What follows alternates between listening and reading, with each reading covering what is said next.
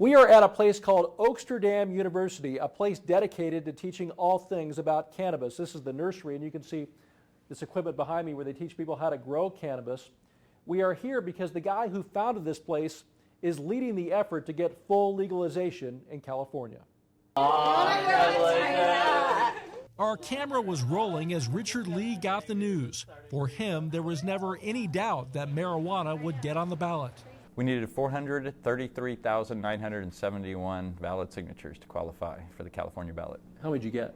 We got 690,000 total. They use paid petition gatherers, but Lee says he's confident of a win in the fall that would make marijuana legal for Californians 21 and older to possess an ounce for personal use.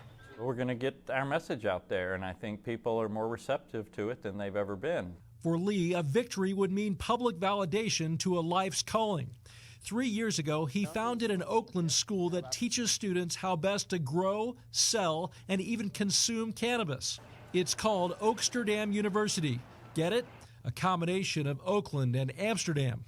Lee started the school after a trip to that city and seeing how marijuana was openly sold there. Some people, cannabis is like a religion. Until now, full legalization had never really been taken seriously by voters.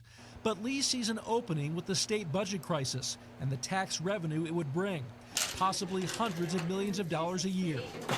According to a California field poll taken last year, more than half, 56% of Californians support legalization. Opponents realize they have some work to do and can see they'll be outspent, but think their arguments are too powerful to ignore.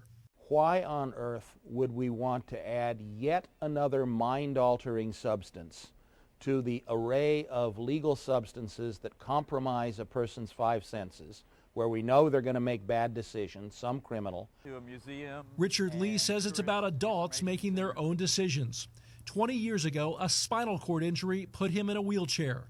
He says he smokes cannabis medically and for recreation. Well, I really see this as following the history of alcohol. The way Prohibition was repealed there. Just like any heated campaign, expect the airwaves to be filled with commercials from both sides. Those in favor of legalization hope to raise as much as $20 million for advertising. Dan Simon, CNN, Oakland.